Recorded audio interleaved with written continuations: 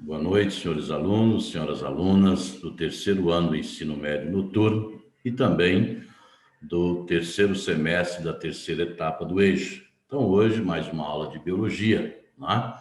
Então, hoje nós estamos aí na semana do dia 12/4 a 16/4 de 2021. Então, hoje nós vamos falar aí sobre sucessões ecológicas. Então, o que vem a ser uma sucessão ecológica? Sucessão ecológica é o conjunto de alterações ordenadas porque um ambiente passa com a instalação de uma nova comunidade biológica, seu desenvolvimento e seu clímax. Então, nós vamos notar que sucessões ecológicas são isso.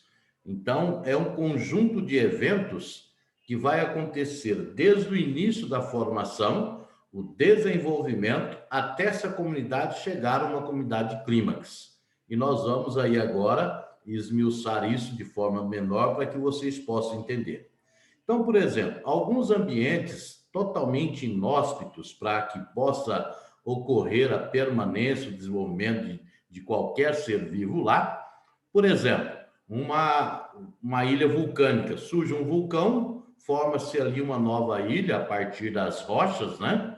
Nós vamos ver aí que é um local totalmente inóspito, onde não tem vida nenhuma.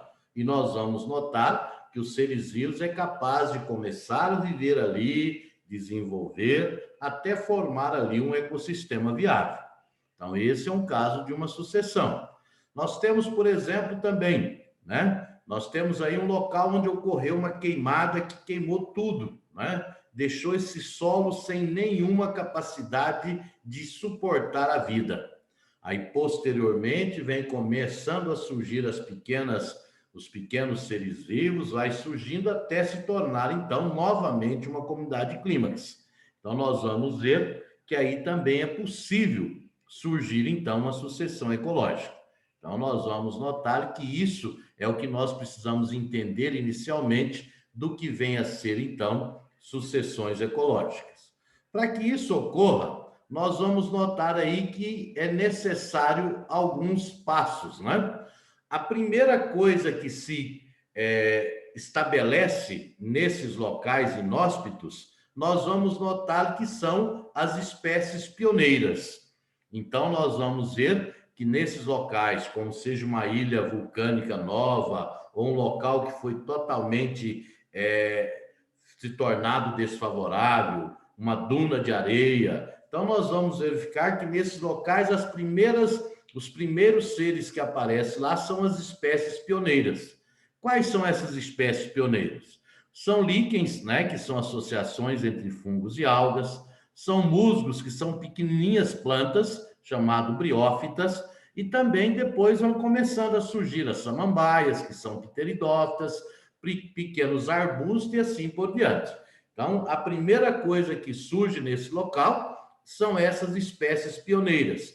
E nós vamos notar que durante esse processo de colonização, a comunidade pioneira, que também é chamada de equese, promove alterações no meio anteriormente totalmente inabitável que possibilita o estabelecimento de espécies menos resistentes, que tornam-se de forma gradativa e mais adequada à ocupação de novas espécies de seres vivos. Quais são essas modificações?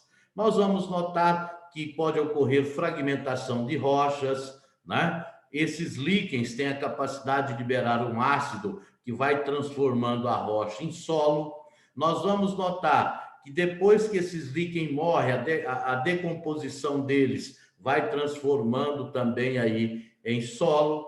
Então, nós vamos notar que essas espécies pioneiras fazem todo esse processo, abrindo, então, o processo de colonização, ou seja, abrindo o caminho para que comunidades intermediárias, ou seja, aí começa pequenos arbustos, já vem insetos, né? Pequenos anfíbios, aí nós vamos ver que já são as comunidades intermediárias, que embora menos resistente, mas elas vencem as primeiras competições e, com o tempo, essas condições ambientais que foram propostas pelas espécies pioneiras, dá condição, então, para que essas comunidades intermediárias, que nós vamos verificar aí que também recebe um nome especial. Nós vamos notar que elas são chamadas de comunidades intermediárias, e nós vamos ver que depois essa etapa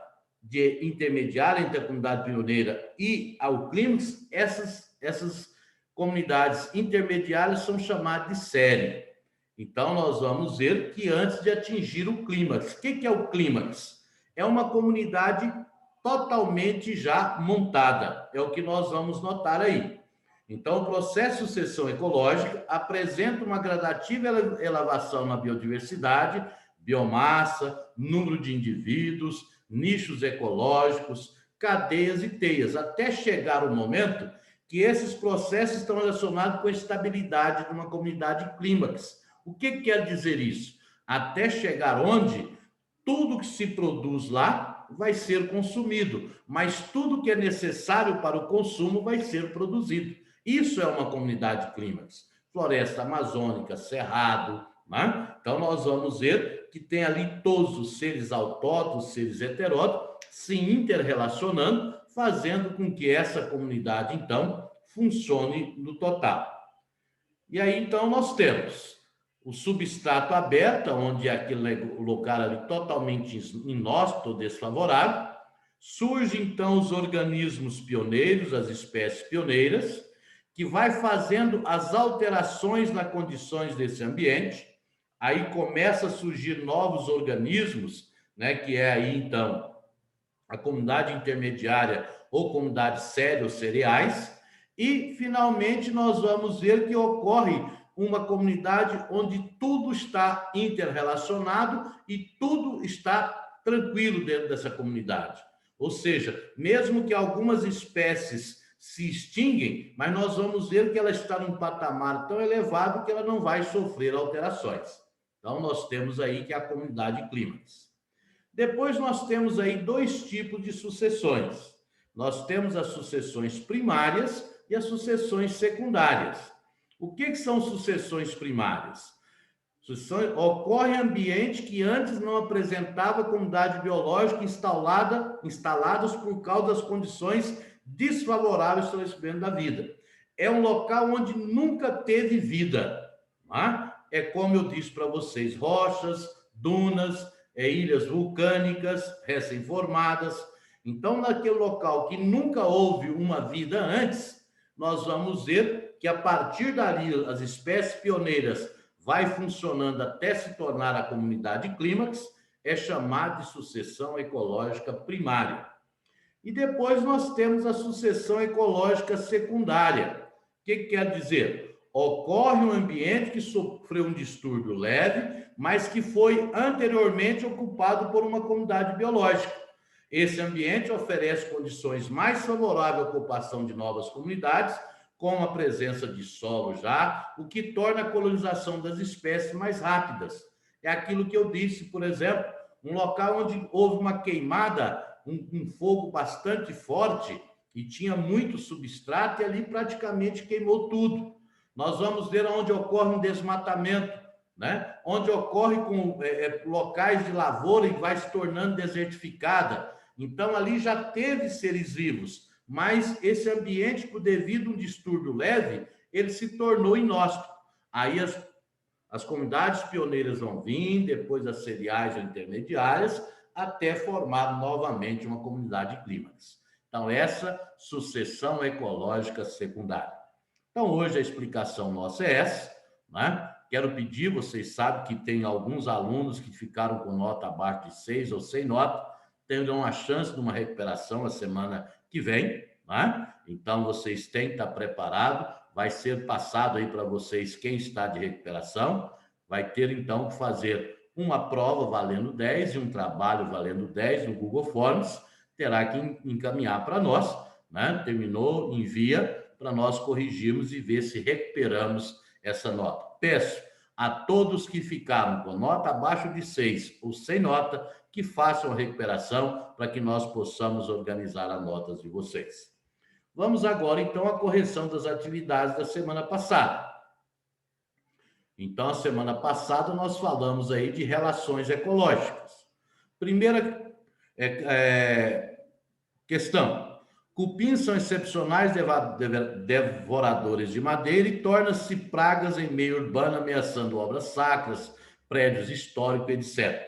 Entretanto, eles não conseguem esse poder destrutivo sem a presença de um protozoário no seu intestino que tem a capacidade de digerir a celulose.